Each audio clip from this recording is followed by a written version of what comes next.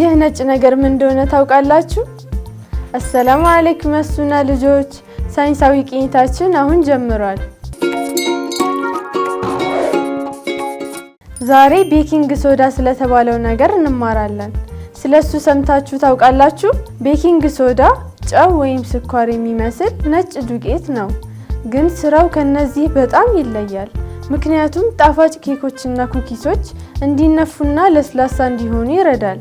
ቤኪንግ ሶዳ የሚሰራው ሶዲየም ባይካርቦኔት ከሚባል ነገር ነው። ቤኪንግ ሶዳ በተፈጥሮ የሚገኝ ኬሚካል ሲሆን በመሬት ከሚገኙ ማዕድናቶች በማጽዳት ለምግብ የሚሆነው ቤኪንግ ሶዳ ይመረታል። ሊጥ እንዲነሳ ያደርጋል። የተጋገሩ ምርቶቻችንን ለስላሳና ጣፋጭ ያደርገዋል። ስለ ቤኪንግ ሶዳ አንዳንድ አሪፍ እውነታዎች ልንገራችሁ። ከሌሎች ንጥረ ነገሮች ጋር ሲደባለቅ ትንንሽ የአየር አረፋዎችን በማድረግ ዳቦና ኬኮች እንዲነሱ ይረዳል።